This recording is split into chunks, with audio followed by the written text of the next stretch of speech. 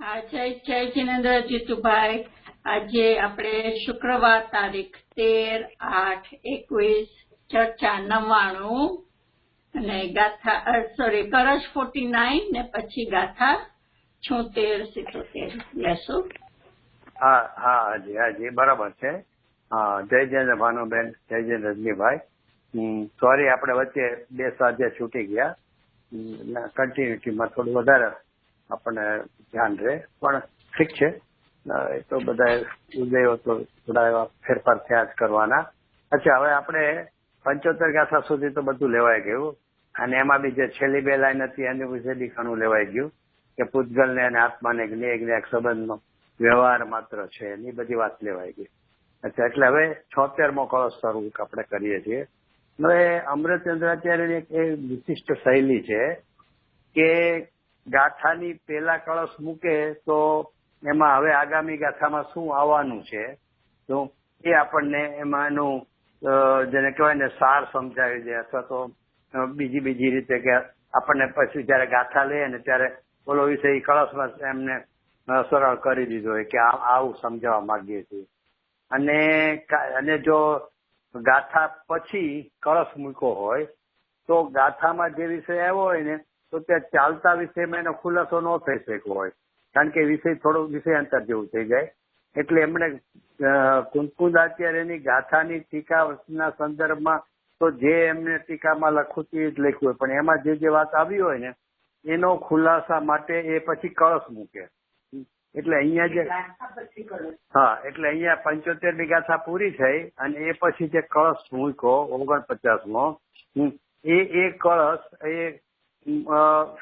એની પછી 76મી ગાથા છે.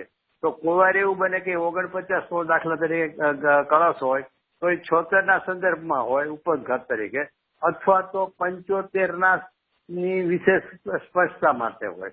તો અહીંયા જે 49મો કળશ છે ને એ 75મી ગાથાના સંદર્ભમાં છે, 76મી ગાથાના સંદર્ભમાં નથી. તો 75મી ગાથામાં હું શું એક વાત કરી અમૃતચંદ્રાચાર્ય કુંકુદાચાર્યના માધ્યમથી, તો એમને જે એક એમ વાત મૂકેલી કે પરમાર્થ શું છે, તો કે પરમાર્થ એ પૂતગલ પરિણામને અને પૂતગલને વ્યાપ્ય ભાવનો સદભાવ હોવાથી કરતા કર્મપણું છે. એક તો એ મૂકેલો એટલે કહીને એમ કેવા માંગતા હતા કે પૂતગલ પરિણામને અને પૂતગલને જ વ્યાપ્ય સંબંધ હોય, જીવને ન હોય. તો એમ કરી અસ્થિ નાસ્તિ માટે સર્વતા મૂક્યો તો કે પૂતગલ પરિણામને અને આને. તો હવે ત્યાં એ વ્યાપ્યવ્યાપક સંબંધનો સદભાવ એ બેને જ હોય છે, માટે કરતા કર્મ પણ હોય છે. એ જે વાત મૂકી એવી જ રીતે પછી આગળમાં જ્ઞાનને ને આત્માને કરતા કર્મ પણ કેમ, તો કે એને વ્યાપ્યવ્યાપક સંબંધ છે માટે. અને ત્રીજી વાત એ 75મી ગાથામાં જ મૂકી કે જ્ઞાનને અને પૂતગલને વ્યાપ્યવ્યાપક નો સંબંધ ન હોવાથી કરતા કર્મપણનો અભાવ હોય. એમ કરીને કરતા કર્મપણું કોને હોય, તો કે જેને વ્યાપ્યવ્યાપક ભાવ હોય એને હોય. એ વાત ત્યાં રજૂ કરીને તો એનો વિસ્તાર કરવા માટે એમણે 49 ગાથા મૂકી. તો 49 ગાથામાં એમણે શું કીધું કે વ્યાપ્યકપણું સત્સ્વરૂપમાં જ હોય, અતત્ સ્વરૂપમાં ન જ હોય, અને વ્યાપ્યવ્યાપક ભાવના સંભવ વિના કરતા કર્મની સ્થિતિ કેવી, એટલે કે કરતા કર્મની સ્થિતિ જ ન હોય. એટલે અહીંયા આપણે શું કેવું છે આ કળશમાં, આમ કળશના આચાર્યના શબ્દો થોડા વાંચીએ તો આપણને એમ લાગે બહુ સહેલું સમજાવું, પણ આમાં ભાવાર્થ જયારે વાંચીએ તો ખ્યાલ આવશે કે આ કળશમાં પણ ઘણો, કારણ કે કળશ ઉપર ભાવાર્થ છે. જનરલી કળશ હોય છે ને એમાં જયચંદ પંડિતજી ભાવાર્થ નથી લખતા હોતા, ગાથા હોય ને એમાં ભાવાર્થ હોય છે. કળશમાં તો એનો શ્લોકાર્થ પોતે જ લખ્યો હોય એટલે એમાં આવી ગયું હોય, સંસ્કૃતનું હિન્દી કર્યું એમાં, પણ અહીંયા તો એને ભાવાર્થ બી લખ્યો છે. એટલે આ કળશ છે ને મને પછી ઘણા વિચાર આવેલા. હમણાં થોડો ટાઈમ હતો ને, કારણ કે નમિશભાઈની કાલ સવારે વયા ગયા હતા એટલે 2 દિવસ ટાઈમ તો કીધું આ કળશમાં બહુ સરસ વાત કરી છે. એક તો પહેલું આપણને એ સમજાવે છે કે કરતા કર્મપણું કોની વચ્ચે હોય, તો કે જેની વચ્ચે જેની સાથે વ્યાપ્યવ્યાપકપણું હોય, હું એને જ કરતા કર્મપણું સમજું. તો વ્યાપ્યવ્યાપક ભાવ કોની સાથે, કે તત્સ્વરૂપમાં જ હોય. તત્સ્વરૂપ એટલે શું, તો કે તત્સ્વરૂપ કોનું હોય? તો કે જે બેની સત્તા અભિન્ન હોય એને તત્સ્વરૂપપણું હોય. હવે આ થોડુંક આ ગ્રામર ટાઈપ સમજો કે એ રીતે, પણ આમાં કેવા શું માંગે છે કે તું કરતા છો અથવા નથી એ શેના ઉપર નિર્ભર છે કે તારું વ્યાપકપણું સંભવ હોય. તો અને વ્યાપ્ય સંભવ કોને હોય? તો કે તત્પણું હોય એને. અને તત્વનું કોને હોય? તો કે જેની સત્તા અભિન્ન હોય ને. એ શબ્દ છે ને એમાં મને તો એટલું બધું આશ્ચર્ય થયું કે ગુરુદેવ આમાંથી કઈ રીતે કાઢશે. કારણ કે આપણને સીધે એમ લાગે કે સત્તાની વાત આવે ને ત્યાં સુધી ઓલું અહીંયા 75 ગાથામાં આપણને ભાવ કર્મ છે, પૂજગલ પરિણામ ને પૂજગલ ને વ્યાપકપણું છે માટે પૂજગલ એનો કરતા છે, જ્ઞાની પરમાર્થ એનો કરતા નથી, એ બધું આપણને બેસતું હતું. પણ એ સત્તાની વાત આવે ને કે સત્તા જેનું સત્વ અથવા સત્તા એ અભિન્ન હોય ત્યારે તરત જ આપણા મગજમાં એમ થાય કે સત્તા કઈ રીતે ભિન્ન હોય, અભિન્ન હોય. કોની? તો કે આપ રાગ આદિ ભાવ કર્મની અને પૂજગલની એ બેની સત્તા ભિન્ન કઈ રીતે હોય? કારણ કે આપણને ખબર છે કે આ રાગ આદિ છે ભાવ કર્મ એ તો ચારિત્ર ગુણની વિપરીત પર્યાય છે અને ઓલું પૂજગલ છે એટલે બંનેની ના ક્ષેત્ર જ ભિન્ન છે, પ્રદેશ ભિન્ન છે, એટલે એની સત્તા જ ભિન્ન છે. તો એમાં વ્યાપકપણું કઈ રીતે ગુરુદેવ બેસાડશે? તો એ મને એટલો પ્રશ્ન ઉઠતો હતો. અને સાચું કહું ને તો આપણે આ સ્વાધ્યાયમાં લેવાનો હતો ને એટલે એનું જે મેં બહુ ગુરુદેવના પ્રવચનો જોયા અને થોડીક ચિંતન કર્યું ને ત્યારે મને ખ્યાલ આવ્યો કે આ કળશમાં તો ગજબ વાત લખી છે. એટલા માટે મને પેલાનો ખ્યાલ નહોતો આવ્યો. જો એટલે મેં જે સમયસર એમાંથી મારા માટે બનાવ્યું છે ને એમાં મેં આ કળશનો ઉલ્લેખ જ નથી કર્યો. તો કારણ કે હું અમુક ગાથાઓને એ રીતે લેતો હતો ને તો મને એટલો આમાં ભાવ છે એ તો આ વખતે સ્વાધ્યાયના હિસાબે મને ભાવ થાય તો આમાં તો ગજબ વાત કરી છે. એટલે હવે એમ થાય કે તો ગુરુદેવ કઈ રીતે સ્થિત કરશે અહીંયા. કારણ કે આમાં તો પ્રત્યક્ષ રીતે આપણને એમ જ લાગે કે આ સત્તા તો ભિન્ન જ છે. કારણ કે આ તો ઓલા જેવું છે હુકમચંદજીએ કીધું ને 12 ભાવનામાં ક્યાં કરે ઉનકી કથા જો ક્ષેત્ર સે ભી અન્ય હૈ. એટલે કે ભાઈ દ્રવ્ય કર્મ ને પૂજગલ ને તો એક જ સત્તા છે એમાં આપણને એમાં કઈ વિકલ્પ નથી ઉઠતો. પણ પ્રશ્ન ક્યાં ઉઠે છે તો કે જેના ક્ષેત્રથી અહીંયા બે ભિન્ન છે. કયું?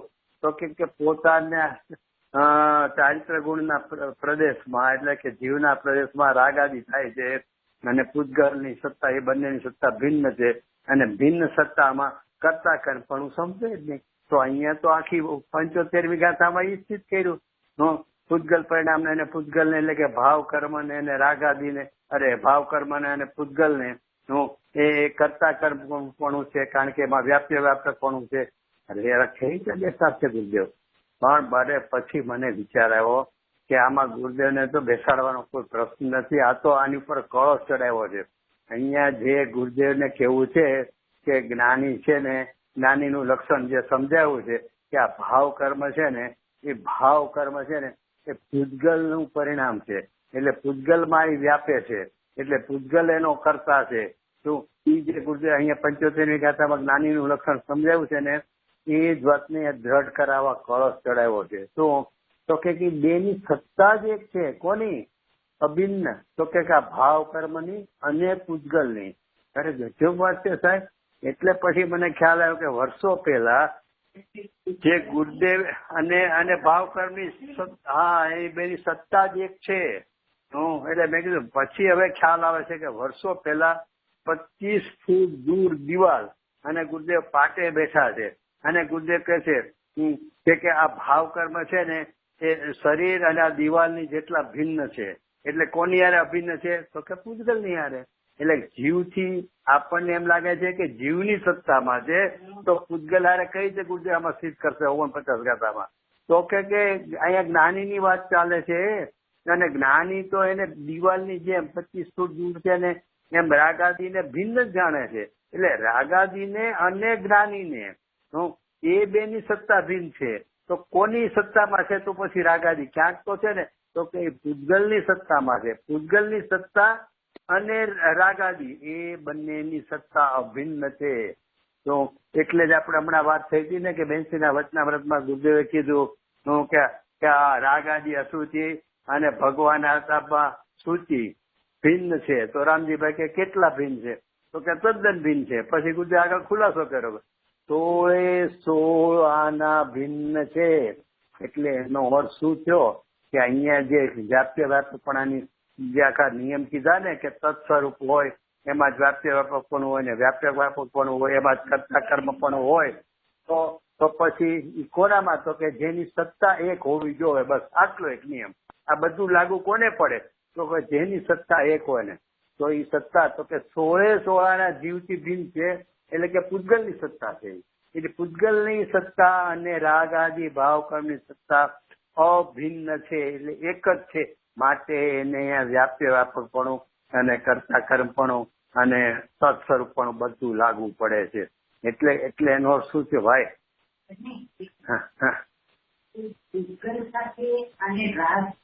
એ બંનેની સત્તા એક છે.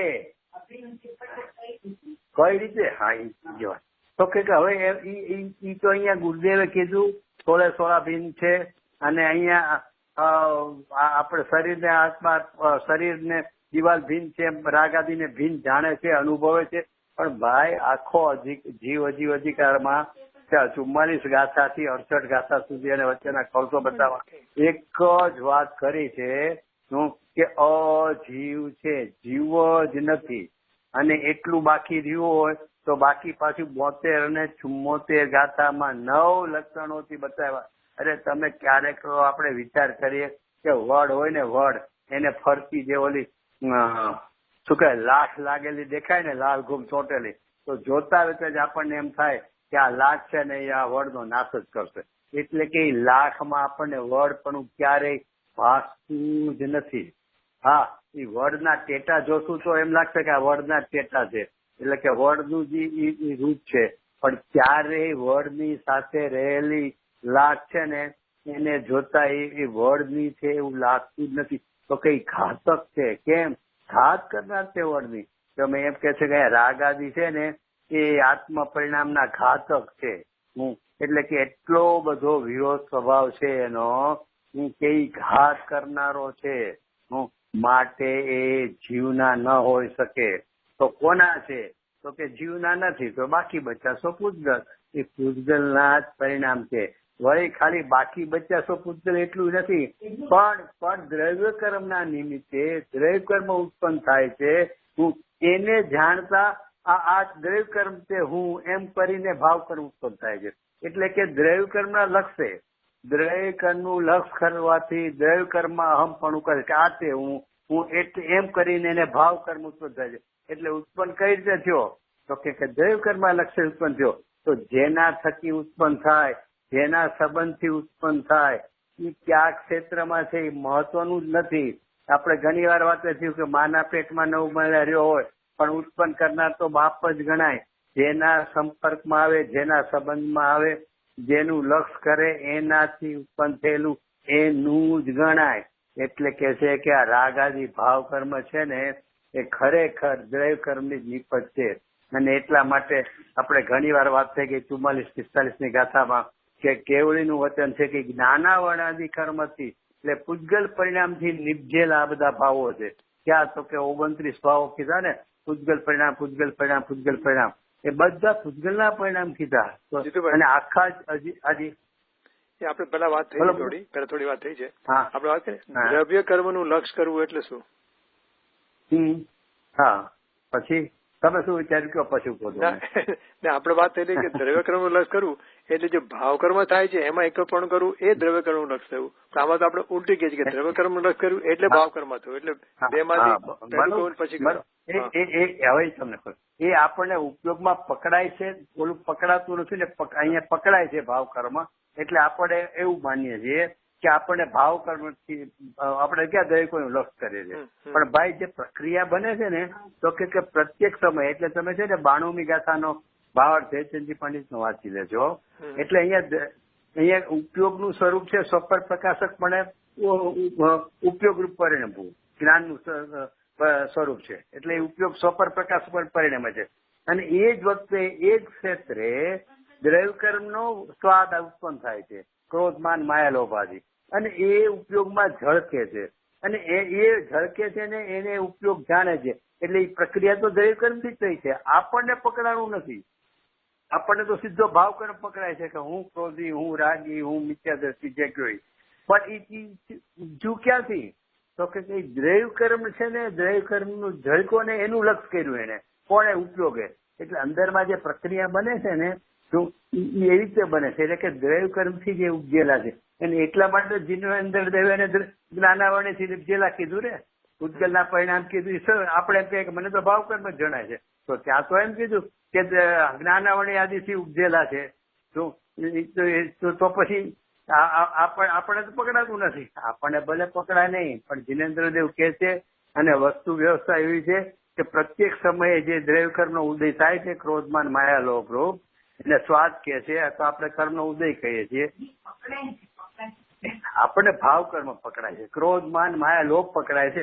દ્રવ્ય કર્મ એ તો નો કર્મ થયું. દ્રવ્ય કર્મનો ઉદય ક્યાં પકડાય છે? દ્રવ્ય કર્મ જે ક્રોધમાન માયા આદિ જે છે એના પરિણામની સ્થિતિ પરમાણુની એ આપણને પકડાતા નથી, પણ ઉપયોગમાં તો પકડાય જ છે. પ્રત્યેક સમયે ઉપયોગ એને એમાં ઝળકે છે ને એને જાણે જ છે. પણ એ મારું જ્ઞાન જણાય છે એમ જાણવાને બદલે દ્રવ્ય કર્મ પર એમ લક્ષ હોઈ જાય કે આ જણાય છે. તો એટલે એમ કરીને ત્યાં ભાવ કર્મની ઉત્પત્તિ થઈ છે. એટલે એનો જનક કોણ થયો? તો કે દ્રવ્ય કર્મનું લક્ષ કર્યું.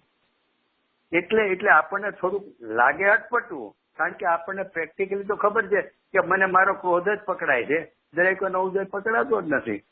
અચ્છા, બીજું તમને કીધું કે દ્રવ્યનો ઉદય પકડાતો ભલે નથી, પણ જો આપણે થોડુંક વિચારીએ ને તો ખ્યાલ આવે કે રાતના હું સૂતા વિચાર કરું છું કે 10 વર્ષ પહેલા આપણે વાત થઈ ગઈ હતી બહુ શરૂઆતમાં કે લગ્ન પ્રસંગમાં કોઈ મારું અપમાન કર્યું હતું. એ પ્રસંગ મને સૂતા યાદ આવ્યો. હવે એ વ્યક્તિ એ મરી ગઈ છે, એ પ્રસંગે છૂટી ગયો છે, છતાં એ પ્રસંગને યાદ કરતા મને ક્રોધ થયો અત્યારે. તો એ અણગમો થયો, ક્રોધ થયો, દ્વેષ થયો. એ વ્યક્તિ એ મરી ગઈ છે, છતાં એ પ્રસંગને લઈને એ વ્યક્તિને યાદ કરીને એના પ્રત્યે આપણે ક્રોધ કર્યો. તો એમાં નિમિત્ત કોણ બન્યું? એ પ્રસંગ તો છે ને, ઉદય ભાવ તો વયો ગયો છે 10 વર્ષ પહેલા. વ્યક્તિ પણ આજે હાજર નથી અને હું ખાલી મારા વિચારમાં લઉં છું. તો વિચારમાં લેતા મને જે ક્રોધ ઉત્પન્ન થયો તો એમાં નિમિત્ત કોણ છે? કોક તો નિમિત્ત નિયમથી હશે જ ને. એમને તો ઉત્પન્ન થાય ને, એમને ઉત્પન્ન થાય તો સ્વભાવ થઈ ગયો. તો કે નિમિત્ત છે, એ નિમિત્તનું નામ છે દ્રવ્ય કર્મ. આપણને ખ્યાલમાં નથી આવતું. અને મૂળ તો શું છે કે આપણે એવો લાંબો વિચાર બી નથી કરતા કે આ દ્રવ્ય કર્મના કારણે જ મને આ ઉત્પન્ન થયું છે. પણ ખરેખર વસ્તુ સ્થિતિ આમ છે કે દ્રવ્ય કર્મના કારણે અહીંયા ભાવ કર્મની ઉત્પત્તિ છે. એટલા માટે અહીંયા એને જ્ઞાનાવણાદી 8 કર્મોથી નિપજેલા ભાવો જે 44-45 ગાથામાં કીધા એટલા માટે કીધા છે. અને 87મી ગાથામાં 92મી ગાથાના ભાવાર્થમાં બધે પણ એ સમજાવ્યું છે કે આના લઈને આ થાય છે, દ્રવ્ય કર્મના સ્વાદને લઈને. એટલે આપણને પકડાતું. હાજી. અને બીજું આપણે પેલા વાત કરી ને કે ગુરુદેવ કે રાગાદી સામેની દિવાલ જેટલા ભિન્ન દેખાય છે, એટલે એનું આપણે એમ કહી શકીએ કે જ્ઞાનીને તો અનુભવ થઈ ગયો છે. એટલે અનુભવના કાળમાં આજે રાગાદી છે એને ભિન્ન જણાઈ ગયા છે. રાગાદીથી પોતે ભિન્ન ભગવાન આત્મા છે એવું તો અનુભવ થઈ ગયો છે. એટલે રાગાદી એને અનુભવના કાળમાં જે ભીત જેટલા દૂર દેખાણા, પછી એ જ વસ્તુ એને કન્ટિન્યુઅસ લાગે છે કે રાગાદી તો ભીત છે. કારણ કે એટલે સત્તાની આપણે વાત કરી ને, તો સત્તા એટલે એની શરૂઆત ક્યાંથી થઈ? જયારે અનુભવ થયો ત્યારે એને લાગ્યું કે મારી સત્તા અલગ છે ને આ રાગાની સત્તા અલગ છે. એટલે એ રીતે એનું ઓરિજિન ત્યાંથી અનુભવથી થયું. હવે અનુભવ વખતે તો છે ને આ રાગાદી છે કે નથી અથવા જુદા છે એવું કશું જ નથી. અનુભવ વખતે તો છદ્મસની વાત છે. એટલે અનુભવ વખતે જયારે નિર્વિકલ્પ દશા છે ને ત્યારે તો આ જ્ઞાયકમાં અહમપણું જે ઉપયોગનું જ્ઞાયકમાં આ છે હું જેને ઉપયોગમાં જ્ઞાયકમાં એકાગ્રતા થઈ ગઈ ને ત્યારે નાસ્તિના તો કોઈ જ કરતા કોઈ રાગ ભિન્ન છે કે નથી એવું કશું જ નથી હોતું. પણ એ વખતે રાગ અનુભવમાં નથી આવ્યો એટલે જ્યાં વિકલ્પ વાળી દશામાં આવે છે ને ત્યાં એને તરત ખ્યાલ આવે કે આ અતિન્દ્રિય આનંદનો મને અનુભવ થયો હતો અને એ અતિન્દ્રિય આનંદમાં મને રાગનો કોઈ અનુભવ નહોતો, માટે રાગ તદ્દન ભિન્ન છે એવું એને પાસે છે. અચ્છા, એનેથી આગળ વિચારીએ તો ખરેખર તો એના જ્ઞાનના નિર્ણયમાં હું હજી સમ્યક દર્શન થયા પહેલા જે આપણે 73મી ગાથા આવી ગઈ તો જ્ઞાનના નિર્ણયમાં એને એના સ્વામી પણ સદા નહીં પરણતો. એટલે કે એને જ્ઞાનમાં પેલા રાગનો એટલો નિષેધ આવે છે કે આ દિવાલ જેટલો જુદો છું. એ જ્ઞાનમાં પેલા એટલા નિર્ણયમાં ભિન્નપણું થાય છે ને ત્યારે ઉપયોગ ત્યાંથી પાછો વળી અને સ્વભાવમાં વળે છે અને ત્યારે એને નિર્વિકલ્પ અનુભૂતિ થાય છે. પહેલી જ વહેલી વાત કરીએ તો પણ એટલે એનો અર્થ કે આપણે અહીંયા નિર્વિકલ્પ અનુભવ થયો અને પછી બહાર આવ્યા પછી એને કન્ટિન્યુટી રહે એવું નથી. પેલા નિર્ણય જ એટલો યથાર્થ થઈ જાય છે કે આ તદ્દન ભિન્ન છે પૂતગલ અને આ તો કે આટલો પ્રદેશ બેન કીધું ને એટલો ભિન્ન છે અથવા સંયાચલ ને વિદ્યાચલ જેટલો આ રાગ આદિ મારામાં છે જ નહીં એટલો મારાથી ભિન્ન છે એવું જ્ઞાનમાં એને નિર્ણય થઈ જાય છે.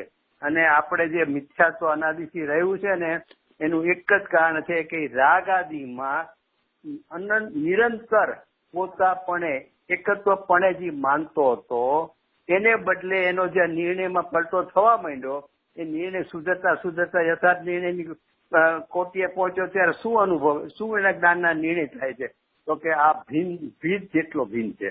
અને એવો નિર્ણયની દ્રઢતા વધતા કોઈ એના 100 અવસરે એ છે ને શ્રદ્ધા આખું પલટો મારે છે. તો ઓહો હું તો જ્ઞાયક જ છું એને આ નથી એવું નથી આવતું શ્રદ્ધામાં. એટલે એ જ્ઞાયકમાં અહમપણું કરી બેસે છે. એનું નામ છે નિર્વિકલ્પતા. અને એ નિર્વિકલ્પતામાં માત્ર અતિન્દ્રિય આનંદનો અનુભવ થાય છે. છદ્મસ દશામાં આ જ્ઞાયક છે હું એવું પણ ઉપયોગમાં પકડાતું નથી. ઉપયોગ ભલે એમાં લીન થઈ જાય છે પણ એ વખતે વેદન તો ખાલી આનંદનું થાય છે અને એ આનંદનું વેદન પણ એ વખતે પકડાતું નથી ઉપયોગમાં. પણ જ્યાં બહાર આવે છે ને ત્યાં વિકલ્પવાળી દશામાં એને ઓહો મને આટલો જબરદસ્ત ક્યારેય નહોતો થયો એવો અતિન્દ્રિય આનંદનું વેદન થઈ રહ્યું હતું. અને એ વેદનમાં આ રાગ આદિ હતા જ નહીં માટે રાગ આદિ આટલા ભિન્ન છે એવું એને પછી નિરંતર ભાષે છે. એનું નામ છે જ્ઞાતા પરિણતિ, જ્ઞાતા ધારા. બરાબર. બોલો કઈ બરાબર કીધું કે એટલે હા એ તો વિતરાગતા વખતે રાગ તો જણાતો નથી એટલે તો એને નાસી થઈ ગઈ. એને તો પોતાના અસ્તિત્વપણે પોતે જ જાણે પોતાના વિતરાગ સ્વભાવને. અને પેલા એવો નિર્ણય થાય છે અને પેલા એના વિકલ્પાત્મક નામનો નિર્ણય હોય છે. વિકલ્પાત્મક કહેવાય નિર્વિકલ્પ પણ યથાર્થ જ હોય. જેવો એને અનુભવ પછી થાય છે ને એવો પેલા નિર્ણય થાય છે. કે ઓલો કાયદો ને ખરડો કે ને પેલા ખરડો હોય એવો જ કાયદો થાય પણ એ ખરડામાં નક્કી થઈ ગયું છે. હા ખરડામાં થઈ ગયું છે પછી ખાલી ઓલો સ્ટેમ્પ મારે રાષ્ટ્રપતિ એટલે ખરડો થઈ જાય કાયદો થઈ જાય. એટલે એની જેવું છે નિર્ણય તો એકદમ યથાર્થ થઈ ગયો. એ યથાર્થ નિર્ણય થાય ને એટલે શ્રદ્ધામાં પરની સન્મુક્તાથી પરમા એકાગ્રતા હોય છે ને એ શ્રદ્ધા એકદમ જે ઓલા નિર્ણય કર્યો ને કે આ રાગ આદિ ભિન્ન છે ને આ તે હું છું એ આ તે હું છું ઓલા ભિન્ન છે એમાં નહીં જાય. શ્રદ્ધાનું કામ તો એકમાં જ આવવાનું છે. ઓલામાં તો એનામાં અહમપણું પડ્યું છે જે ભિન્ન છે એમાં અત્યાર સુધી. એટલે જ્યાં જ્ઞાનના નિર્ણયમાં એટલું જોર આવ્યું કે આ રાગ આદિ છે જ નહીં મારા હું એ તો સર્વથા ભિન્ન જ છે અને આ જ્ઞાન છે હું છું જ્ઞાયક છે હું છું એવું જે જ્ઞાનમાં યથાર્થ નિર્ણય થયો ને જોર વાળો એના જોરમાં શ્રદ્ધા પલટી અને સીધું એ જ જ્ઞાયકમાં આ તે હું એવું અહમપણું કરી બેસે છે. અને એનું નામ છે નિર્વિકલ્પ દશા. એ પલટો મારે ત્યારે અને પછી બહાર આવે છે ત્યારે આ બધું. અચ્છા એટલે હવે આપણે પ્રશ્ન એ આવ્યો કે આપણા મનમાં શું છે. મારા મનની હું મારી જ વાત કરું કે મને આ 49 ગાથામાં એમ જ થતું હતું કે સત્તા ભિન્ન કીધી તો આમાં કઈ રીતે તત્સ્વરૂપ કહેશો કઈ રીતે વ્યાપકપણું કહેશો અને કઈ રીતે કરતા પણ સ્થિત કરશો. એનું કારણ શું ખબર છે. આટલી ગાથાઓ આગળ સમજાવી ગયા 68 ગાથા સુધી અને પછી 72-74 તો વધ્ય ઘાતકપણું કહી દીધું. તો શું થાય છે અંદરમાં એમ થાય છે કે ભાઈ સત્તા ભિન્ન તો નથી જો કારણ કે એ તો મારા ચારિત્ર ગુણની વિપરીત પર્યાય છે. એટલે આ તો પ્રદેશથી જ ભિન્ન છે સત્તા ભિન્ન જ છે માટે એમાં તત્સ્વરૂપ લાગુ જ નહીં પડે. એટલે જે લોકોને 75મી ગાથામાં ભાવ કર્મ ભાસતો નથી ને દ્રવ્ય કર્મ ભાસે છે ને એને તો આ બહુ મોટો આધાર લાગે કે જો ચોખ્ખું કીધું અહીંયા કે સત્તા ભિન્ન હોય ત્યાં તત્સ્વરૂપનું ન હોય એટલે વ્યાપકપણું ન હોય માટે અહીંયા ભાવ કર્મ કઈ તમે લેશો. આ તો દ્રવ્યકર્મની જ વાત છે.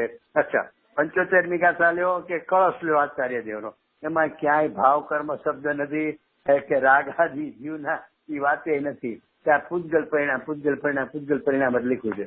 અને એમાંથી ગુરુદેવે આ કાઢ્યું કઈ રીતે તો કે એનું જ નામ છે કે નિર્વિકલ્પ જ્ઞાનીઓની અંતરંગ દશા. એ અંતરંગ દશાના આધારે ગુરુદેવ આમાં પૂતગલ પરિણામ એટલે તો કે સત્તા ભીન છે. કેમ? તો કે પૂતગલ પરિણામ છે એ કોના છે? તો કે પૂતગલની જ સત્તા છે. એટલે એ અંતરંગ પરિણામ જે છે, હું એ અંતરંગ પરિણામને જે કીધા ને એ જ્ઞાનીને જ ભાષે કે એ છે ને એ પૂતગલના જ છે. કારણ કે એનું કારણ છે, એક તો એને અનુભવ થઈ ગયો, બીજું એટલે અનુભૂતિમાં જ એને ભિન્ન ભાષા, એટલે એને કઈ કોઈને પૂછવા જવું ન પડે કે આ શબ્દમાં આમ લખ્યું છે કે તેમ લખ્યું છે. એક બીજું આખું સમયસર રીતે આપણે અહીંયા 72-74 ગાથા પહોંચ્યા, આગળ એ બધું જ વિષય આવશે તો એમને એટલું તો સમજે ને ગુરુદેવનો ખ્યાલ કે ભાઈ આ 72-74 ગાથા સુધી 68 ગાથામાં આ તે બધામાં પૂતગલ હું કઈ બાકી નથી રાખ્યું આચાર્ય. એટલા સચોટ દ્રષ્ટાંત આપી જવપૂર્વક જવ જ થાય એટલે કે મોહ કર્મના ઉદયથી થતા ભાવો એના જ હોય એવા આટલું બધું કઈ, અને એ ચેતન નથી, જડ જ છે, આટલું બધું જયારે આચાર્યો ઠેર આગળની ગાથાઓમાં કીધું. પછી હવે અહીંયા પૂતગલ કર્મ લખ્યું તો પૂતગલ ભાવ કર્મ શબ્દ ન આવ્યો તો કેટ પડે છે. આ આટલું કીધું એમાંથી સમજવું જોઈએ ને. એટલે એના ઉપરથી ગુરુદેવ અહીંયા સત્તા, એટલે મને જે મૂંઝવણ થતી હતી ને કે આમાં કઈ છે બે, પણ એનું કારણ છે આપણે, મને ભાઈ એટલું આશ્ચર્ય થાય છે કે ગુરુદેવ આખી જિંદગી રાગાદીને પૂતગલ, રાગાદીનો સ્વામી પૂતગલ કીધું, બરોબર છે, રાગ, અને આપણે આખું સમયસર 19 વાર ગુરુદેવ સમજાવ્યું, એમાંથી જેને જેટલી વાર સાંભળ્યું એટલી વાર, બરોબર. એ બધામાં એક જ ગુરુદેવે ટોપો લઈને એક જ વાત કરી છે કે આ રાગ આદિ છે ને એ જીવના છે જ નહીં, એ પૂતગલ ના જ છે. આટલું સમજાયું, આટલા દ્રષ્ટાંતો આપ્યા, કોઈ આપણને હજી જ્યાં સત્તાની વાત આવી ને કે સત્તા એક હોવી જોઈએ, સત્તા અભિન્ન હોવી જોઈએ, હા અહીંયા કે છે આપણે લેશું એટલે ફટ કરતું આપણને ઓલો રાગ આદિ મારા છે ને ઈ ઘોડો કરી જાય. એટલે એ અભિપ્રાય જે છે ને રાગ આદિમાં મારાપણાનો છૂટતો જ નથી યાર. ગજબનું છે. મને તો એટલો બધો એના પર વિચાર કે આ કઈ જાતની યાર લપ છે યાર. રાગ આદિ મારા આખું સમયસર એને માટે છે, ગુરુદેવ એને માટે છે, આટલું સમજાવે છે. અને અનાદિકાળથી આ એક જ ભૂલ રહી ગઈ છે. બોલું બધું તો શું છે કીધું ને કે ક્ષેત્ર સે ભી અન્ય ઇનકી ક્યાં કથા કરે, હું એની દ્રવ્ય કર્મ નો કર્મ ની ક્યાં વાત કરવી. અચ્છા બીજી વાત છે કે આપણે કરો વાત તમારી યાર થઈ હતી, કોની યાર છે ખબર નથી, પણ વર્ષો પહેલા હું કોલેજમાં હતો ને ત્યારની વાત હશે કદાચ, લાલચંદભાઈ ત્યારે મુંબઈ રહેતા હતા અને ત્યાં મુંબઈ વાંચતા હતા ઝવેરી બજારમાં. ત્યારે મેં એવું સાંભળેલું, જો કઈ તો ટીકાએ છે ને ઘણું બધું હાલે તો બે પક્ષ હોય ને, એટલે એમાં એને એવું બોલ્યા હતા કાંઈક કે ઓલું આ પરદ્રવ્યથી ભિન્ન છું, શરીરથી ભિન્ન છું, એ બધું તો છે ને હવે એકડિયા બગડિયા સ્કૂલ એટલે એકદમ કેજી ના કહેવાય ને સ્ટાન્ડર્ડ, એ લોકો માટે છે. આપણે તો બધા SSC વાળા છીએ, એટલે આપણે શું છે કે રાગાદીથી હું ભિન્ન છું, તો એ રાગાદીથી ભિન્ન પણ હું બેસાડવાનું, એવું ત્યારે કાંઈક સાંભળેલું મેં, ત્યારે હું કોલેજમાં હતો. એટલે વાત કીધું, હવે અત્યારે એ વાત ખ્યાલમાં આવે છે કે ખરેખર આપણને, હવે હું એમ કહું છું, ભલે આપણે ભેદજ્ઞાન નથી થયું, એટલે ભેદજ્ઞાન નથી થયું ત્યાં સુધી તો બધું સરખું જ છે. એટલે કે ત્યાં સુધી આપણે શરીરમાં એકત્વપણું પડ્યું છે અને સ્ત્રી પુત્ર પરિવારમાં એકત્રપણું પડ્યું છે.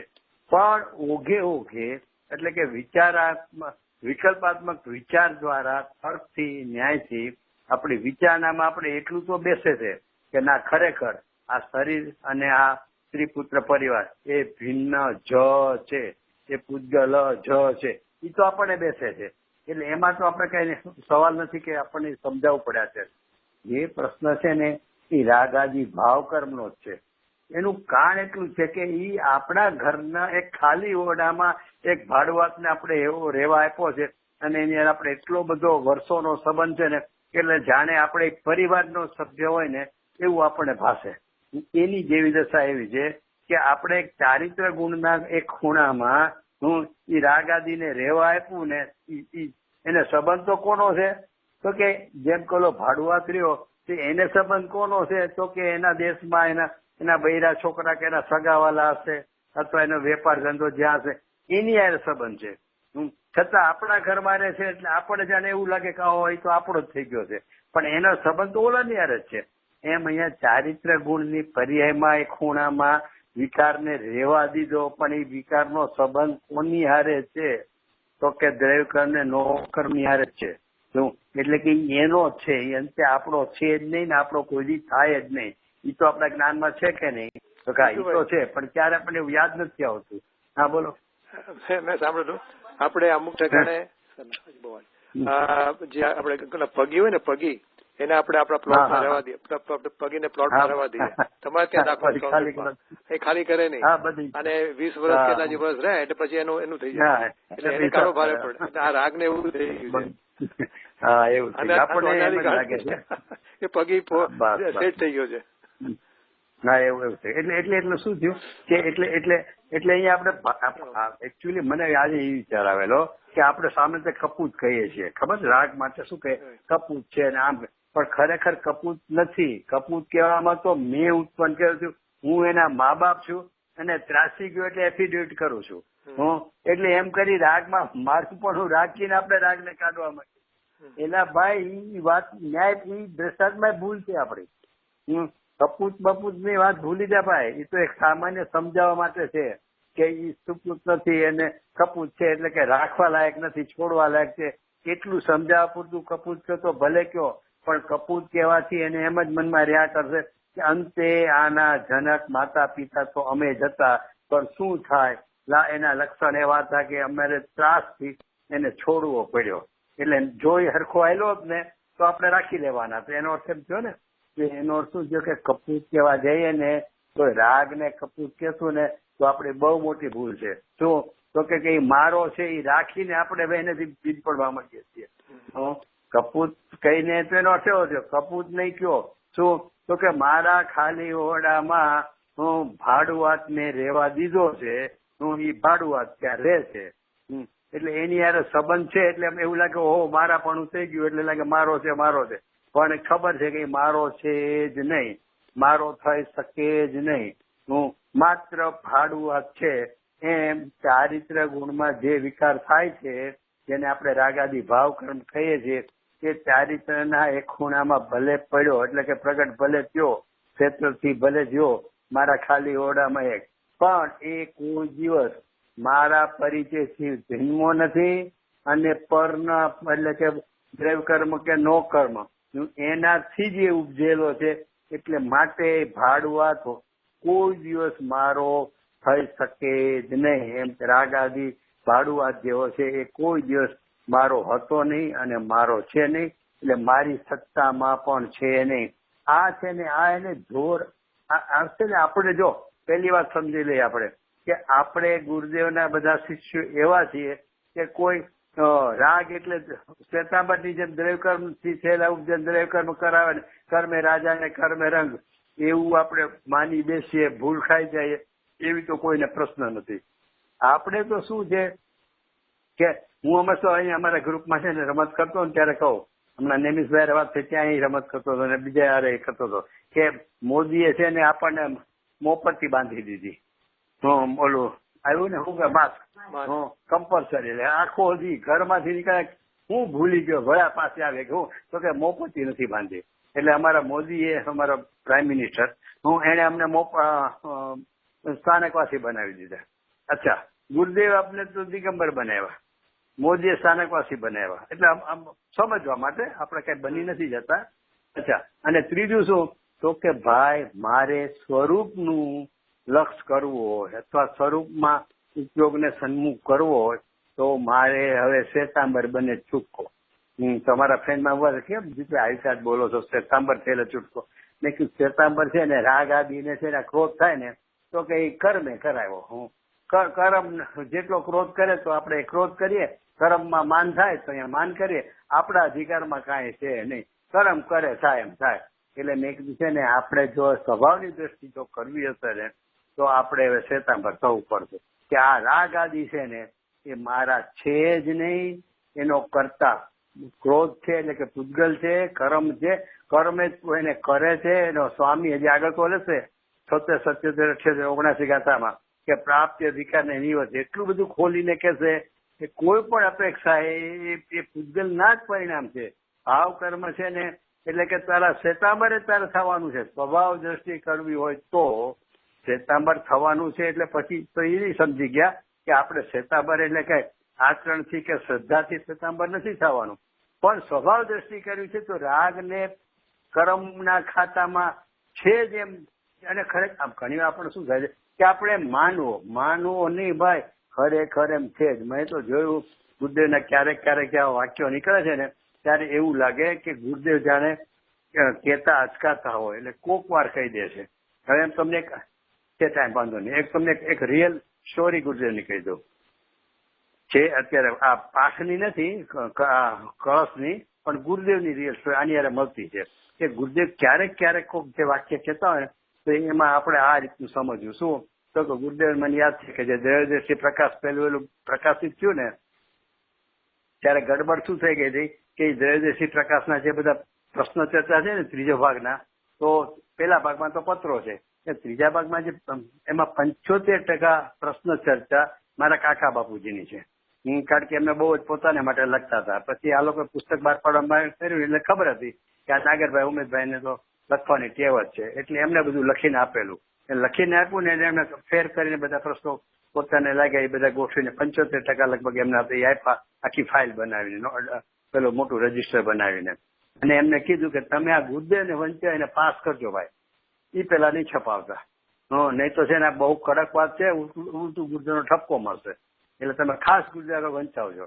આ લોકોને શું કે એવો ખ્યાલ ન રહ્યો, અને બાપુજી કાકાને ખબર પણ એવો ખુલાસો છે એમને ક્યાં ખબર હશે કે આપણે, એટલે એમને ખુલાસો નહીં કર્યો. એમણે શું કર્યું, ગુરુદેવ આગળ જઈને ચોપડો મૂક્યો કે સાહેબ અમે આ ન્યાલભાઈનું પુસ્તક તૈયાર કરવા માંગે છે, આ પ્રશ્ન ચર્ચા છે, આ બધી લખેલ છે, આપ જરા વાંચી લેજો, અને એટલે અમારે પછી છપાવવામાં એમ કે હા. એટલે ગુરુદેવ કે ભાઈ આવી કોણ પ્રવૃત્તિ કરે, અમારે કાંઈ વાંચવું નથી, લઈ જાઓ કે તમને જે ઠીક લાગે એમ કરો. હવે કરવાનું શું હતું, પછી આવ્યા ને ત્યારે કાકા બાપુજી ભલામણ આમ ન કરાય. ગુરુદેવને તમે કોઈ પણ કામની જવાબદારી સોંપવા જાઓ ને તો સમજી લેજો કે તમે પાછા જાઓ છો. ગુરુદેવ કોઈ કામની જવાબદારી લે જ નહીં. તમે ગુરુદેવ આપણા છે ને એ મુનિરાજ જેવા છે, ભલે છે ચોથા ગુણ વાળા, પણ એ બીજા બધા જ્ઞાનીઓ જેવા ન હોય. બીજા બધા જ્ઞાનીઓ ગ્રસ્ત હોય તો બધા બીજા કામ કરતા હોય, વ્યવસાય કરતા હોય તો આવું છોડી દે તમને. આ જ્ઞાની ગુરુ છે ને એ મુનિરાજ ટાઈપના છે, એ કોઈ જવાબદારી નહીં લે. તમારે એમ કરવાનું હતું કે ગુરુદેવ આગળ સાહેબ અમે આ એક ન્યાલભાઈ નું બહાર પાડીએ છીએ પ્રશ્ન ચર્ચાનું, પણ બહુ અમને લાગે છે જરા કડક વિષયનું બહુ જોર છે, એટલે આપની આગળ બેસીને અમે વાંચીએ છીએ આપની પાસે, એટલે આપણે અમને ખ્યાલ આવે કે ભાઈ આનું આ વાત બરોબર છે ને. જો એમ તમે કીધું ને હા વાત, કારણ કે ગુરુદેવ માથે ન લેવાય. એટલે શું થયું કે ગુરુદેવ આમને આપી દીધું કે ભાઈ તમે જાણો જે કરે, એટલે છાપી નાખ્યું. અને છાપ્યા પછી 2000 કોપી છાપી વેચાણ માટે. પણ એ વેચાણ પેલા ગુરુદેવ આગળ વાંચવાનું નક્કી થયું રાત્રિ ચર્ચામાં. અને ભાઈ રાત્રિ ચર્ચામાં વાંચ્યું ને એમાં ગુરુદેવ ઓહો આ તો કાચો પારો છે, આ તો મૂળ દિગંબરીઓમાં કેમ આની અસર પડશે શું થાય, બધી ચિંતા થઈ ગઈ. પણ આટલા બધા છાપા 2000 હવે કરવું શું. ગુરુદેવ કહે એક કામ કરો, અહીંયા મારી રૂમની બહાર બે જે કબાટ છે ને, ગુરુદેવના 2 રૂમ છે ને, એક સુવાનો ને એકમાં દૂધ પીવે નાખે, એ બેની વચ્ચે પેસેજ છે, એમાં 2 નાના કબાટ છે. ગુરુદેવ કે 2000 પૂછો કે અહીંયા મૂકી દો, કોઈને વેચવા નથી, અને અમને જેને ઠીક લાગશે ને અમારા હાથે આપશું, કોઈ હાથે લેવા નથી. એટલે ભાઈ ગુરુદેવ એવી રીતે આપતા હતા કે કોઈક બેન અભ્યાસી હોય અને ભાઈ અભ્યાસી નો હોય તો ગુરુદેવ કે લ્યો બેન આ પુસ્તક, પછી પોતાના હાથે ન આપે, અરે અમારી જેવા હોય ને ગુરુદેવ કોઈ બૈરાને આપે નહીં, એટલે અમારી જેવા કોઈ હોય ને એને કાપો. એટલે પછી ગુરુદેવ અમે એને આપીએ ને કે ગુરુદેવ શું કહે ખબર છે, જો તમારે એકલા એ વાત કરું, જો તમારે વર્ણન નથી વંચાવવાનું, આ તો કાચો પારો સાંભળે, હવે વર્ણન વંચાય ક્યાંથી હાલે. પણ આ તો ગુરુદેવ એટલી કડકાઈ રાખે ને એ શાસ્ત્રો દેવા માંડ્યા. હવે આ આટલું તમને મેં બેઝિક વાત કરી. હવે એમાં શું થયું કે સવારે 5:30 વાગે હું ગુરુદેવ સાથે ફરવા જાઉં, ગુરુદેવ લેટ્રિન જાય ને ત્યારે 2 કિલોમીટર દૂર જવા, તો સવારે હા તો હું જાઉં તો ગુરુદેવ મને પૂછે કે આ તારા કાકા બાપુજીએ સામે બેસીને લખ્યું, હું કે ઘરે જઈને લખ્યું. મેં સાહેબ સામે બેસીને નથી લખ્યું અને ઘરે જઈને નથી લખ્યું. સામે બેસીને સીધા એ ચર્ચા પૂરી થાય એટલે જે એકાંતમાં સાધ્યા કરવા કોઈ મકાનોમાં જાય છે બેસવા, ત્યાં જઈને 2 ભાઈઓ જઈ અને જે સાંભળ્યું છે ને એ પેલા લખી નાખે. પછી ગુરુદેવ કે એને કઈ લિપિમાં લખ્યું, એ તો હિન્દીમાં બોલ્યા હોય તો હિન્દી લિપિમાં જ લખ્યું કે ના લિપિ ગુજરાતી પણ ભાષા હિન્દી, ક્યાં કહા તો ક્યાં કહા લખ્યું હોય પણ ગુજરાતીમાં લખ્યું. ઠીક છે પણ ગુરુદેવ કે તોય થોડો પોતાનો અભિપ્રાય તો આવી જાય આમ છે. એ બધી વાત થઈ. પછી હવે હું વિષય ઉપર તમને આવું છું, આખું બેકગ્રાઉન્ડ તમને કીધું. ગુરુદેવે કીધું કે છે ને ન્યાલભાઈ તો પુણે ખાતે બેસીને 50-60 માણસોની વચ્ચે, અને એ બી એકદમ અભ્યાસી હોય એની વચ્ચે બેસીને આ તત્વની સૂક્ષ્મ વાતો નિશ્ચયની છે ને એને એક ધારા કરી. અમારે તો સમાજમાં સભામાં આ વાત કરવાની હોય એટલે અમે શું કરીએ કે નાના બાળકને પેલી મેલેરિયાની ક્વિનાઇન આપે ને તો એને ગોળનું ઉપર કવર લગાડેલું હોય, એટલે કે ગોળ વાળું કવર ગોળમાં લપેટેલું ટીકડી આપી ને ક્વિનાઇનની તો બાળક ગળી જાય, નહીં તો મોઢાને આડા ભેગી એટલી કડવી હતી લે જ નહીં. એટલે કે જેમ બાળકને ક્વિનાઇનની ગોળી ગોળમાં લપેટીને આપે ને એમ અમે વાર તહેવારે નો મતલબ રોજ નહીં, ક્યારેક વાર તહેવારે અને ગોળમાં લપેટીને આપે ને એમ શાસ્ત્રની બીજી બધી વાતોમાં વચ્ચે ક્યારેક ઈશારા રૂપે વાત કરી દે, જે ન્યાલભાઈ એક ધારા કરી. બરોબર, એટલે કે ઈશારા રૂપ ક્યારેક કરી દે, જે અભ્યાસી હોય જેનેથી પકડાય એ વાતથી પકડી લે. બાકી અમે સમૂચે વાત તો આ રીતે કરીએ. એટલે હવે એનો દ્રષ્ટાંત તમને આ ગુરુદેવ બોલ્યાનું દ્રષ્ટાંત તો કે કેટલું ભિન્ન છે, તો કે 16 રાગ આદિ ભિન્ન છે. હવે રોજ નતા કેતા કઈ રાગ આદિ 16 અને આજે બધું બહુ ગુરુદેવનું છે જે રાગની ભિન્નતાનું અને અથવા તો પર્યાયની ભિન્નતાનું બધું જોર બહુ આવ્યું ને એ ન્યાલભાઈના દૈવ દ્રષ્ટિ પ્રકાશ બહાર આવી ગયા પછી ગુરુદેવનો આખો થોડોક ઉપદેશનો પ્રકારમાં એક ધારું અને આટલું બધું આમ જેને કહે આમ તેજાબી ભાષા એટલે મીન્સ કે નિશ્ચયની જોરદાર ભાષા જે આવવા માંડી એમાં થોડોક ત્યાર પછી 12મા લોકો આટલા પરિચયમાં આવી ગયા પછી ગુરુદેવની. હા બોલ. કઈ ઈસવીસનમાં પબ્લિશ થયેલું? પહેલું આ 67માં કદાચ થયું હશે, કારણ કે મને લાગે 63-64માં હું એસએસસીમાં હતો ને ત્યારે એમનો સ્વર્ગવાસ થઈ ગયો મને ખબર છે. અને ઈ પછી બધું લખવાનું, ઈ પછી એમનું લખવાનું બધું નક્કી થયું એટલે પત્રનું કલેક્શન કર્યું અને બધાની આગળ પ્રશ્નો ચર્ચાની મજા આવી, એ બધું પછી થયું. અને મારે ખ્યાલ બુકમાં લખ્યું છે ને એમાં એડિશનમાં ફર્સ્ટ એડિશન 67 લખ્યું છે. એટલે ગુરુદેવ પાસે 13 વર્ષ રહ્યું. ગુરુદેવનો સ્વર્ગવાસ 80માં થયો એટલે છેલ્લા 13 વર્ષ માટે હતું એમને. હા, પછી તો ગુરુદેવ બહુ લેતા હતા ને મોઢે પૂછતા હતા કે ઓલો બોલ એમ પ્રવચનમાં બોલતા હતા, પૂછે કે આ કેવો ઓલો બોલ શું છે, હા એમ કરીને પૂછતા હતા લોકો. ગુરુદેવના પ્રવચન થવાના હતા એના ઉપર? ના, કોઈ માંગણી એક્ટિવ શું થયું ખબર છે?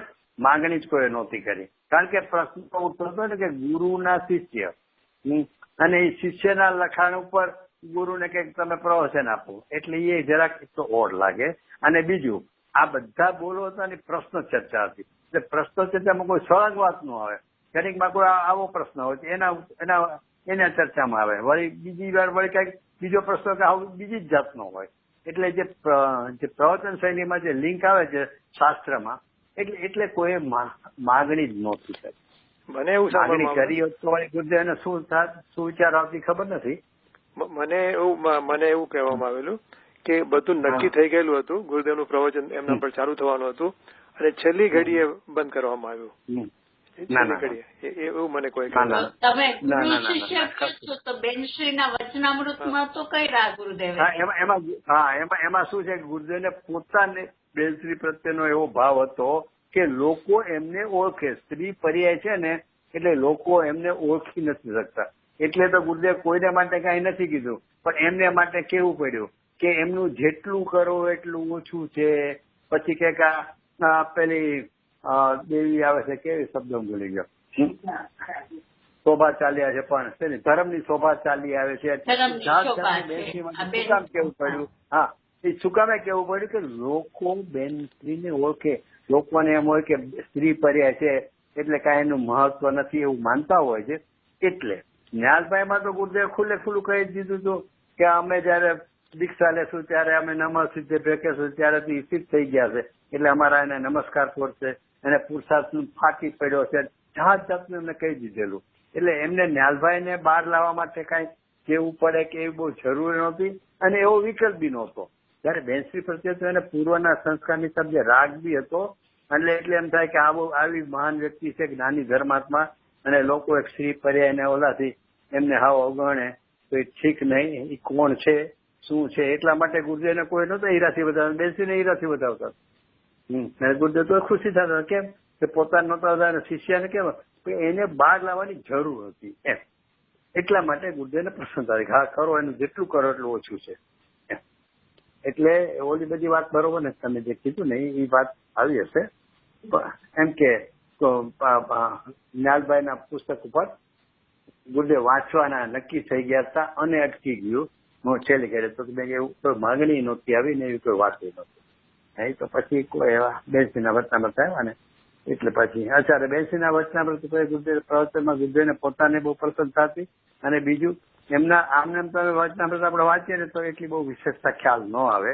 ન્યાલભાઈમાં ખ્યાલ આવે કે ન્યાલભાઈમાં એટલો દ્રષ્ટિનો વિષય હતો ને, એટલો એ ગુરુ વગેરે પણ એટલે ન્યાલભાઈનું આપણે વાંચીએ ને તો બી એની વિશેષતા થાય કે આટલું બધું જોર છે આમાં, દ્રષ્ટિના વિષયનો ખ્યાલ આવતો. ત્યારે આમાં છે ને કે એમાં ગુરુદેવને જે વિસ્તાર કર્યો ને એથી જ આપણને વચનામૃતનો મહિમા વિશેષ આવે. નહીં તો પછી ઘણી વાર એવું લાગે કે આ તો બેનોમાં ઉપદેશ કર્યો છે ને એટલે એવું સામાન્ય ટાઈપનું લાગે. ત્યારે ગુરુદેવ બધો વિસ્તાર કર્યો ને ત્યારે જ આપણને એનો મહિમા સમજાણો. એટલે એ રીતે ગુરુદેવનો વિકલ્પ હતો, એટલે એ રીતે વંચાણો હતું. હા બોલો બીજું આમાં કઈ?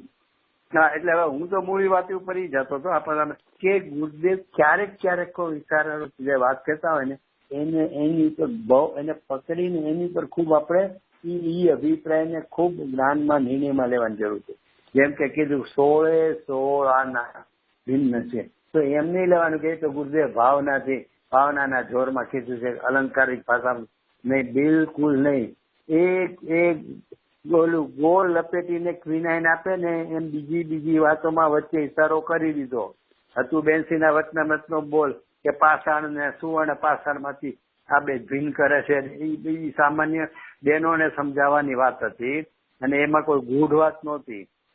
એમાં ગુરુદેવે ઇશારો કરી દીધો કે 16 ભિન્ન છે. રાગાદી 16 ભિન્ન નો અર્થ શું થયો કે 16 એટલે કઈ ઉપલી ભૂમિકાની થોડી વાત છે, એ તો હજી આપણે માટે વાત કરે છે. એમ મૂળ સ્વરૂપ જ આવું છે એમ કહેવા માંગે છે કે જીવનું અને આનું. એટલે અહીંયા 49માં કળશમાં એ સિદ્ધ કરે છે ગુરુદેવ કે બંનેની સત્તા કોની તો કે પૂજગલની અને પૂજગલ પરિણામ એટલે કે રાગાદીની. એ રાગાદીની અને પૂજગલની બંનેની સત્તા અભિન્ન છે, એક છે. માટે એમાં તત્પણું છે, તત્સ્વરૂપપણું એમાં લાગુ પડે છે. કોનામાં? કે આ રાગાદીમાં અને પૂજગલમાં. તો આપણને ભાઈ ઈ ભાસવું જોઈએ. એટલે હું તો કઉ છું આપણે તે એક વાત થઈ હતી કે વટે માર્ગું લૂંટાય છે એમ જે આપણને કોઈ કહે ને એટલે આપણે અરે માર્ગ લૂંટાય છે એમ કોઈ આપણને કહે ને તે આપણને માર્ગ દેખાવો જ ન જોવે. માર્ગમાંથી કઈ કાંકરી કાઢી લીધી છે, હથોડીને ઓલું છીણી લાવીને કાંઈક માર્ગમાંથી 2-4 કાંકરા કાઢી લીધા છે, એવો કોઈને વિકલ્પ જ નહીં ઉઠે. તો એનો અર્થ શું થયો કે માર્ગ લૂંટાય છે એમ કે ફટ કરતો એને ઓલો દેખાવો જોઈએ કે વટે માર્ગું લૂંટાય છે. તો એમ અહીંયા છે ને જીવમાં રાગ છે ને 4 ગુણની વિપરીત કરીએ છે ને વિવાહ ભાવ છે એમ જે જરાક વાત આવે ને આગમમાં અથવા કોઈ અપેક્ષાથી કથાના ફટ એને ઓલું દેખાવું જોઈએ. ઓહો માર્ગ કોઈ લૂંટાય જ નહીં, એ વટે માર્ગું લૂંટાય છે પણ નામ માર્ગ નહીં આપી છે. એમ રાગ જીવમાં આવે ને જરાક વાત એ છે ને એની સત્તા જ 100% કોની છે તો પૂજગલની છે. હું કઉ છું રજનીભાઈ આપણી ભૂમિકામાં આપણે જે અત્યારે સ્વાધ્યાય કરે એ ભૂમિકામાં શાંતિથી વિચાર તો કરજો કે ક્યારેય એમ થાય છે કે આ ક્રોધ મને આવ્યો કોઈ વ્યક્તિ પ્રત્યે અથવા કોઈ વ્યક્તિએ મારા ઉપર ક્રોધ કર્યો એ વખતે ઓહો આ ક્રોધ તો એકલા પૂજગલનું કાર્ય છે. જ્ઞાન તો એને જાણે છે કારણ કે ક્રોધને જાણતું આવ્યું ને પરમાર્થે કરતો નથી પણ એ ક્રોધને જાણે છે. તો પૂજગલ પરિણામને જાણતું એવું જ્ઞાન એ પોતાના આત્માને જાણે છે.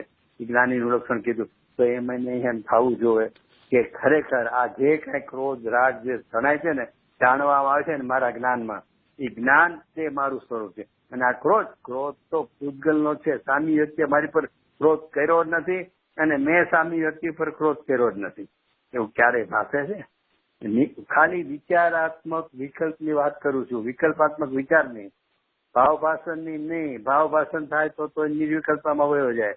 ભાવભાષણની વાત નથી. હું તો કહું છું આટલા અભ્યાસ અને આપણે જે સ્વાધ્યાય ચિંતન મનન આદિ કરીએ છીએ પછી કેટલું એમાં જોર આવ્યું છે એ વિચારવા જેવો છે. મને એટલે ઓલા ભાઈ કીધું હતું ને કે જીતુભાઈ સારંગામાં કે એક વાર તમે છે ને આ રાગ આદિ થાય છે ને એટલે પાડોશીના ઘરમાં થાય છે. એકવાર એવો નિર્ણય કરી લ્યો, જરાય તમે મૂંઝાવ નહીં. એકવાર એવો નિર્ણય કરો કે આ જે કઈ રાગાદી થાય છે ને એ મારા ઘરમાં થતા જ નથી, એ પાડોશીના ઘરમાં થાય છે. આમાં રિયાલિટીમાં શું છે, જયારે ક્રોધ આદિ એવું થાય છે, ખાસ કરીને ક્રોધ, તો ત્યારે પેરેલલ ફિલિંગ તો થાય છે કે આ ખોટું થઈ રહ્યું છે, આ મારાથી કરવા જેવું નથી, તેમ છતાં પણ થઈ તો જાય છે. થતું હતું પછી ખેદ થાય છે, પછી ખેદ થાય છે. એમાં આપડી શું ભૂલ થાય છે કહું છું. એક તો જયારે રાગ થાય ત્યારે પેરેલ આપણે કહીએ ને કે આ ક્રોધ છે, ત્યારે પેરેલ આપણને થાય છે કે આ ખોટું થઈ રહ્યું છે, આ કરવા જેવું નહોતું. ત્યાં જ આપડી ભૂલ છે. એ મેં કર્યો જ નથી, ઉપાડે જ નથી આવતું. આપણે ખોટું કર્યું એટલે કરતા પણ રાખીને કરવા જો એટલે અશુભ છે. એટલે શુભ રાગ હોત તો ગુરુદેવ તમે હારદાન કરતા હતા અને પછી પેરેલ એમ થતું હતું ક્યાં ખોટું કરીએ છીએ, આ રાગાદી મારું કાર્ય કઈ થતું નથી. ત્યારે તો ઓહો થાય છે ને. એટલે ક્રોધમાં તો આપણને ગમતો નથી, એટલે ક્રોધ કરવા લેવો નથી, એટલે આપણે માનીએ છીએ. અને એ બી એમાં ભૂલ છે. મારે આ કરવો નહોતો જોઈતો એટલે કે હું એનો કરતા છું એ વાત રાખીને જ આપણો વિચાર ચાલે છે. એટલે નિષેધ ત્યાંથી અને અંદરમાં આવવો જોઈએ કે ક્રોધાદી થાય ત્યારે એનું લક્ષ આવે ને, ઓહો આ ક્રોધાદી નો હું અકર્તા છું, ક્રોધાદી મારો છે જ નહીં. પણ આપણી ભૂલ શું થતી, પછી ક્રોધનો ખેદ નહીં વર્તે. તો એ વખતે નિષેધ આવ્યો એનો આ ક્રોધ નો હું અકર્તા છું એનો અર્થ જ એને ખેદ આવી ગયો કે નહીં. ભીનપણાનો નિર્ણય તો આવ્યો કે નહીં. તો ભીન છે એથી મોટો ખેદ કયો તમારે જોવે. અને એક વાર તમે આનો અકર્તા છું એમ માનશો ને એટલે એનો અર્થ કે એને મેં કર્યો જ નથી તો ફરી વાર હું કરું એ વાત ક્યાંથી આવી. આજે મેં એક બોલ તમને મોકલ્યો મને લાગે વોટ્સએપમાં, એમાં એ લખ્યું છે કે કરું પણ એ થઈ જ રહ્યું છે એને મેં કર્યું ક્યાંથી આવ્યું. એક બોલ મોકલ્યો એમાં ગુજરાત પર્યાય સુધી લઈ લીધું. પછી કે પર્યાય ને પણ એ મને 50 સેકન્ડ આજનો બોલ હતો, તમે જોજો વોટ્સએપમાં. એટલે કે કરું પણ સવારનો હતું કે કરું પણ સાંજો કરું, થઈ જ રહ્યું છે તો કરું શું. એટલે તમે જે કીધું ને કે પછી એને ખેદ નહીં થાય, પણ એ ભિન્ન છું એવો સ્વીકાર આવ્યો ને એટલે ફરી ક્રોધ એટલી તારતમતા વાળું પૂછશે જ નહીં. કારણ કે નિષેધ આવી ગયો છે ને, હું એનો કરતા નથી, એમાં નિષેધ પણ તો છે જ ના. કરતા નથી એનો અર્થ નિષેધ તો થઈ જ ગયો ને. મારો રાખીને હું જ્ઞાયક છું જોર આવી જવું જોઈએ. પણ એમની જ્ઞાયક છું એ તો પછી આવશે. એનું પણ તમને જાણ કહું, વર્તમાનમાં તો એને પ્રગટપણે ક્રોધનો ઉદય આવ્યો ને, અને ક્રોધમાં એનું જોડાણ એને જોયું ને, એ વખતે તો જ્ઞાયકની વાત નથી. એ વખતે તો જોડાણ શેમાં છે તો કે ક્રોધમાં છે. એ વખતે ક્રોધમાં છે પણ જ્ઞાન કામ કરે છે ને, તો એ જ્ઞાન એમ નિર્ણય કરશે કે આ ક્રોધ પૂજગલનું કાર્ય છે, એ મારું કાર્ય જ નથી. એટલે પેલા તો એ ક્રોધના અકર્તાપણાનો એને આવશે ને. એમ જ્ઞાયક નો હોય તો પછી આપણે જે ભાષામાં કારણ કે ભાવ પેલા એનું કારણ છે નાસ્તી છે. મેં જોયું આ 50 આજે અમે જીતુભાઈ 39મી શ્લોક 33 સાંભળ્યું તો એમાં પેલું સેન્ટન્સ ગુરુદેવે કીધું કે જીવ અધિકાર છે ને, પછી એમ કીધું કે જીવ અધિકારનું તો અસ્થિપણે પૂરું થયું, હવે એની શરૂઆત. હવે પેલું સેન્ટન્સ એમણે કીધું કે હવે જીવમાં રાગાદી નથી એની શરૂઆત કરે છે. હા, એટલે અજીવપણું એટલે કહું ને ગુરુદેવ એમાં ઓલાને 38 ગાથા ને પૂરો રંગ છે ને એટલે જીવનો અધિકાર કીધો. હા, એ નાસ્તીની શરૂ થયું. હવે અહીંયા રાગનું અજીવપણું સિદ્ધ એટલે રાગ મારામાં નથી એટલે નાસ્તી શરૂ કર્યું. અચ્છા, 50 કાયમાં છે ને આગળની ગાથાઓ છે, મને લાગે 27 ટીકા, એમાં જીવનું સ્વરૂપ લીધું છે ને, તો પેલા નાસ્તી નો બોલ છે અને પછી અસ્થિ નો બોલ છે.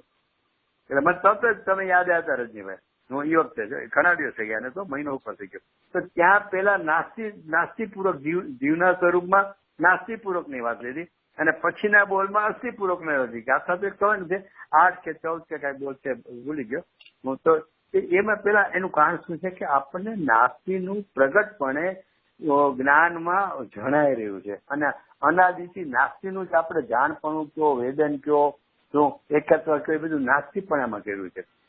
અસ્થિપણામાં તો ક્યારે એને પ્રગટપણે વેદન નથી કર્યું, જાણપણું નથી, કઈ જ નથી. એ તો બધું આપણે અત્યારે હવે કરીએ છીએ. એટલે પેલા એને નાસ્તીમાં જે એકત્વપણું છે, અનાદિનું ચાલ્યું આવે છે, એ સંસ્કાર છે ને એટલે પેલા નાસ્તીનું ખંડન કરે છે. એટલે એની પણ એ નાસ્તીનું ખંડન એ કઈ પર્યાપ્ત નથી, કારણ કે નાસ્તીનું ખંડન તો ગમે ત્યારે પાછું નાસ્તીમાં અસ્તિત્વ થઈ જશે. નાસ્તીના ખંડન પૂર્વક અસ્થિના સ્વીકારમાં આવે છે, અને જયારે અસ્થિના સ્વીકારનું પરિણમન થાય છે ને ત્યારે ઓલું નાસ્તીનું ખંડન યથાર્થ કહેવાય છે, કારણ કે પછી એ કઈ કામ યથાર્થ, એટલે કે નાસ્તીનું ખંડન જે નિર્ણય કર્યો હતો એ એમનેમ જ રહેવાનો છે. એટલે પેલા નાસ્તિક થઈ અને પણ નાસ્તિક પૂર્વક નથી થતું, પણ પેલા એને અનુભવ એની વિચાર વિકલ્પ દશામાં આપણી ભૂમિકાની જે દશા છે એટલે પેલા નાસ્તિક વાના લે છે. એટલે બરોબર ને રાજભાઈ? અચ્છા હા, એટલે મને આ 49 ના બોલમાં એમ થયું કે પેલું વેલું આ તો કાઢ્યું ક્યાંથી, તો કે જે એમ લીધું કે પૂતગલ પરિણામને અને પૂતગલને જ વ્યાપ્ય નો સદભાવ છે માટે કરતા કર્મપણું છે. એ વાત પેલા અમને શીખ કરી કે ભાઈ કેમ આ જે કરતા કર્મપણું છે, વ્યાપ્ય વ્યાપકપણું છે, તો કોની વચ્ચે હોય, તો કે તત્સ્વરૂપ વચ્ચે હોય ને જ લખો કે પૂતગલ ને અને પૂતગલ પરિણામ ને જ વ્યાપ્ય, એટલે કે જીવનો નિષેધ એમાં આવી ગયો કે નહીં તો જ ન લખે બીજા કોઈને હોય તો કે પૂતગલ ને છે વ્યાપ્ય વ્યાપકપણું પણ જીવને નથી સિદ્ધ કરવા માટે, અને પછી કોને હોય તત્સ્વરૂપ તો તત્સ્વરૂપ. અચ્છા, એમાં પાછા કળશમાં ક્યાંય આ વાત નથી લખી કે સત્તા, ત્યાં તો એમ જ લખ્યું કે વ્યાપ્ય વ્યાપક ભાવના સંભવ વિના સત્તાકારની સ્થિતિ નો હોય, અને વ્યાપ્ય વ્યાપક કોણ નામ હોય તો કે તત્વ સ્વરૂપ. ક્યાંય સત્તા વાળી વાત જ નથી લખી કે ભિન્ન અભિન્ન સત્તા હોવી જોઈએ તો તત્સ્વરૂપ હોય. તત્સ્વરૂપ થી છોડી દીધું કે તત્સ્વરૂપ હોય તો વ્યાપ્ય વ્યાપક પણ હોય, અને વ્યાપ્ય વ્યાપક પણ હોય તો કર્તાકાળ પણ હોય, પણ તત્સ્વરૂપ કોને હોય એ વાત ન લીધી. તો ચેતનજીએ એ ખુલાસો નાખ્યો, અને એટલા માટે કળશ ઉપર ભાવાર્થ લીખો જે જનરલી નથી હોતો, તો કળશ ઉપર ભાવાર્થ લખી અને એમણે આ ખુલાસો કર્યો કે ભાઈ અભિન્ન સત્તા વાળા પદાર્થમાં જ તત્સ્વરૂપ હોય, અને તત્સ્વરૂપ હોય એનામાં જ વ્યાપ્યપણું હોય, અને વ્યાપ્યપણું હોવાથી કર્તાકાળ હોય. તો ભિન્ન સત્તા કોની છે તો કે જે રાગાદી ભાવ કર્મ અને પૂજલની એની ભિન્ન સત્તા અભિન્ન સત્તા છે, માટે એ કરતા કર્મ એને લાગુ પડે છે. જીવને એને ભિન્ન સત્તા હોવાથી એટલે આ બે શું બહુ જ જરૂરી છે. ભિન્ન સત્તા મારી અને રાગાદીની ભિન્ન સત્તા છે. અભિન્ન સત્તા કોની છે તો કે રાગાદી અને પૂજલની. હવે પ્રદેશ કરવાનું રહેવા દો, આપણે એ પ્રદેશનો તો ખાલી ઓરડામાં રહેવા આપ્યું છે એટલા પૂરતી વાત છે, બાકી કાંઈ વાતમાં માલ નથી. હું આવા નિર્ણય સુધી પહોંચે ને ભાઈ, હું ત્યારે એને આ 49મો બોલ સમજાણો કહેવાય, અથવા તો ત્યારે એને જે 75મી ગાથા છે ને, હું એનું એકચ્યુઅલી 75મી ગાથાનું લક્ષણ ભલે જ્ઞાની માટેનું હોય, પણ એમ કરીને જ્ઞાની થાય કોણ અથવા કેવી રીતે એ બધી વાત આમાં આવી જાય છે. એટલે કે 49મો કળશ કયો અને 75મી ગાથા કયો, એ જ્ઞાની માટે બધી વાત ભલે કરી, પણ એવો હું છું ને મારે એવું મને અંદરથી ભાવ ભાષણ થાય કે આ રાગાદી અથવા ક્રોધાદી જે થઈ રહ્યા છે એ મારી સત્તાથી જ ભિન્ન છે. મારી સત્તામાં 100% નથી, 100% આના મારી સત્તાથી ભિન્ન છે. એવું જયારે મને નિર્ણયમાં વિચારાત્મક વિકલ્પમાં અથવા 73ની ગાથા પ્રમાણે કે સદાય એ પણ એવું પરિણામ નહીં પરિણમનારો હોવાથી હું મમતા રહિતમાં કીધું ને, તો કે સદાય એ પ્રમાણે, એટલે કે જે આ વિશ્વરૂપપણું, એટલે કે આ રાગ આદિનું જે અનેકપણું છે કર્મનું, હું ભાવ કર્મનું, એના રૂપે સદાય નહીં પરિણમનારો એવો હું છું. એટલે કે 100% 100% આના મારી સત્તામાં છે જ નહીં. એવું જયારે એને અંદરમાં વિચારાત્મક વિકલ્પના નિર્ણયમાં બેસે ત્યારે આ ગાથા બેથી કહેવાય, અથવા તો ત્યારે આપણે ગુરુદેવની વાત માની કહેવાય. ઠીક છે, ટાઈમ થઈ ગયો એટલે ગાથા નહીં રહે. ચાલો, 9 વાગી ગયા ને. ઓકે, હવે આપણે એક જ મિનિટ રેકોર્ડિંગ બંધ કરજો. રેકોર્ડિંગ બંધ. હા.